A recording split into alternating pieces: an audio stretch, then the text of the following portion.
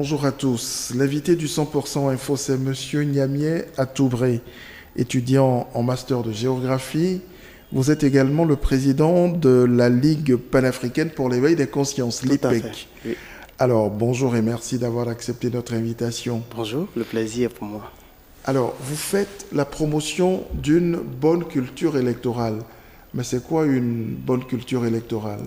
La culture électorale, c'est le fait que les citoyens se sentent concernés quand on parle d'élection, se sentent impliqués.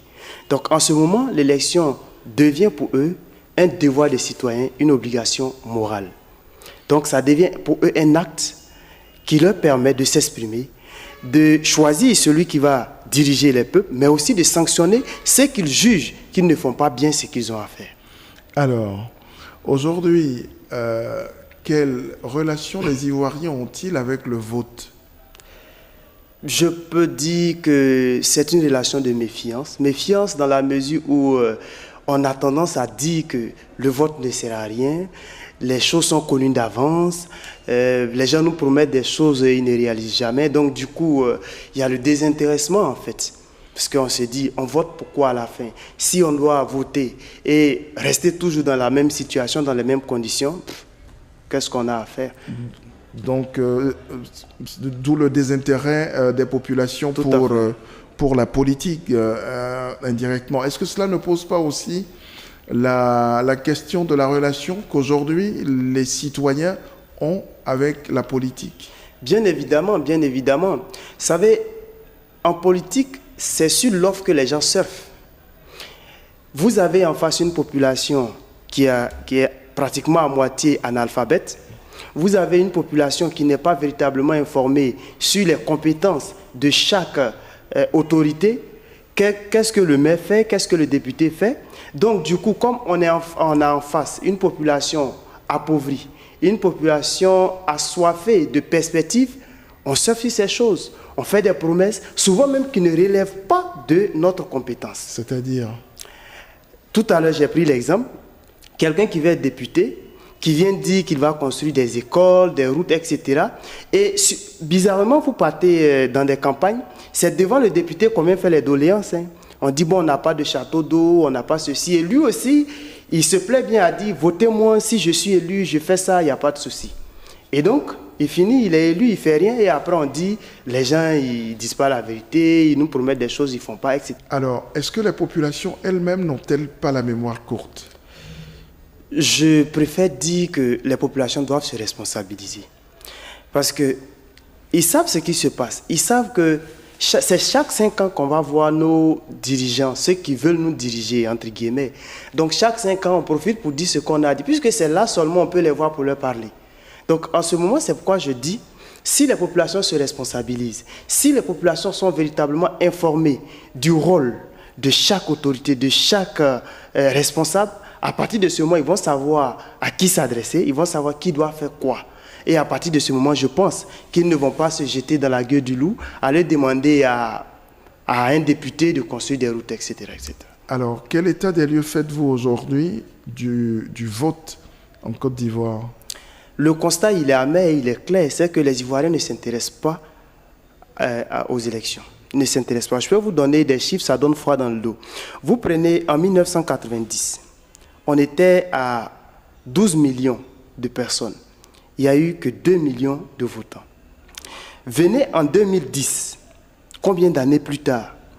Au moment où on avait 20 millions d'habitants, il n'y a eu que 4 millions d'électeurs. Je prends l'année 2010 parce que c'est l'année où les élections ont suscité assez d'engouement, où tous les grands, ce que j'appelle les 3 grands, étaient dans la balance. Donc tout le monde se sentait concerné. Mais malgré tout ça, on n'a eu que 4 millions d'électeurs. Mais ça pose un véritable problème. Lequel? C'est que ça pose le problème d'abord de la représentativité de la population.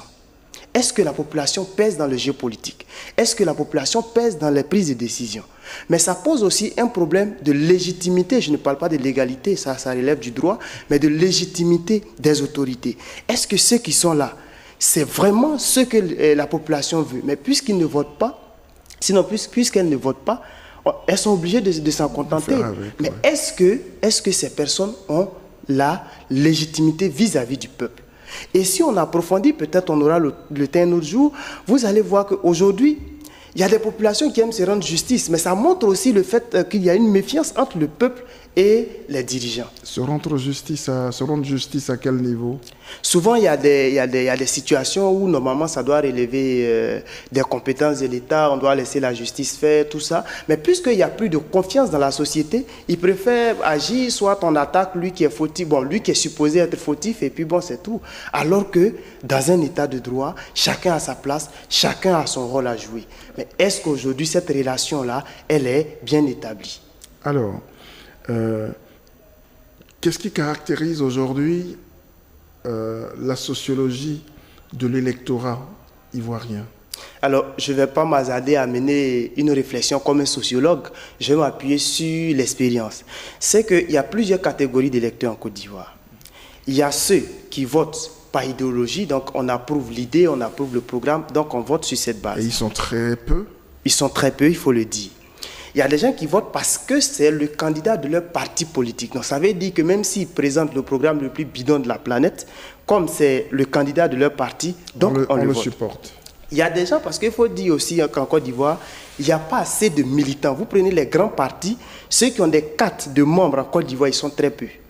Il y a beaucoup de gens qui votent par affinité, par ethnicité. C'est mon frère. Chez nous, par exemple, il y a un adage qui dit « Quand ton frère est dans quelque chose, ton nom ne se perd jamais ». Ça veut dire là où il est, c'est comme tu es là. Et donc, comme tu es là, tu dois le suivre. Et c'est en cela qu'on va parler du suivisme politique. Donc, il y a plusieurs catégories d'électeurs en Côte d'Ivoire. Très bien. Mais vous en parliez un peu tout à l'heure. La plupart des électeurs sont analphabètes. Alors, comment est-ce que ces électeurs-là peuvent prendre le temps de lire entre les lignes des projets de société de candidats? Vous savez, quand un leader politique est sincère et qu'il est sérieux, quand il vient en campagne, il ne doit pas se baser seulement sur des slogans. Je viens pour le développement, ça ne veut rien dire, absolument rien. Je viens pour le développement. Je sais où chercher l'argent. Je suis le candidat du peuple. Je suis le candidat des jeunes. Ça ne veut absolument rien dire. Qu'est-ce qu'il faut dire alors au peuple pour l'appâter?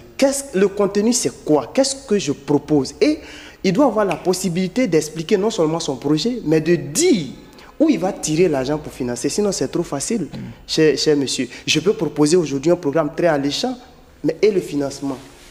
Un programme qui n'est pas chiffré, ça devient de la démagogie. Ça devient un discours de politique. C'est de la propagande. Donc, les hommes politiques doivent faire l'effort d'expliquer au peuple. Mais en même temps, ceux qui se réclament de la société civile comme nous doivent se donner les moyens pour expliquer clairement aux populations qu'on ne choisit pas les dirigeants par affinité ethnique. Prenez la peine, demandez à vos enfants qui sont allés à l'école d'expliquer le bien fondé du programme que vous partez voter. Parce qu'en fin de compte, ça vous engage et ça engage votre avenir. Alors, est-ce qu'aujourd'hui, l'environnement du vote rassure les lecteurs ivoiriens? Vous savez, on a connu un moment très trouble avec la crise post-électorale, tout ça. On sait qu'aujourd'hui, les Ivoiriens ont encore ça en mémoire. C'est pourquoi nous faisons partie de ceux qui, jour et nuit, demandent à l'État de Côte d'Ivoire de tout faire pour mettre en place une CEI consensuelle. Pour ne pas que des gens aient la possibilité de contester les résultats à tout moment, parce que de la contestation naît les crises. Si aujourd'hui il y a une CEI qui apaise tout le monde, je pense que ça peut redonner confiance. Mais maintenir certaines personnes qui ont eu un certain niveau d'implication dans les crises que nous avons connues, ça ramène toujours l'Ivoirien à l'image de la crise post-électorale. Et en ce moment, ça va jouer sur la participation des élections. Alors, pour terminer, en 2-3 mots, parlez-nous de la LIPEC, votre organisation. Merci. La Ligue panafricaine pour l'éveil des consciences, c'est un mouvement qui prône la responsabilisation de la jeunesse. Ça, c'est un thème qui nous tient beaucoup à cœur. Parce que, comme on le dit, une population responsable a des dirigeants responsables. Une population qui refuse la prostitution électorale. Mais je vous fais un calcul simple. Supposons que chaque 5 ans pour des élections, quelqu'un, tu as 100 000. Ça veut dire, tu t'es vendu partout, tout ça, tu as 100 000. En 5 ans, quand tu calcules par jour, ça te fait autour de 57 francs CFA. Donc c'est pour ça que tu as fait ça. Mais voyez quelqu'un qui a passé tout son temps à acheter les gens. Il s'est présenté 2 ou 3 fois et il a échoué. La 3e fois, il est élu. Mais M. Herman, qu'est-ce qu'il va faire? Mais rien, il vient retirer son argent. Parce qu'en ce moment, il ne doit pas sa légitimité à la population, mais à sa poche. Donc il vient pour remettre ce qu'il a investi dans sa poche. Donc il faut avoir une population responsable. Une jeunesse aussi qui sait critiquer, qui sait proposer, mais dans le respect. Dans le respect. Une jeunesse aussi qui sait débattre. Oui, tout à fait. Une jeunesse qui sait débattre, qui sait accepter la contradiction. Je ne suis pas d'accord, j'envoie mes arguments sans injure, on débat.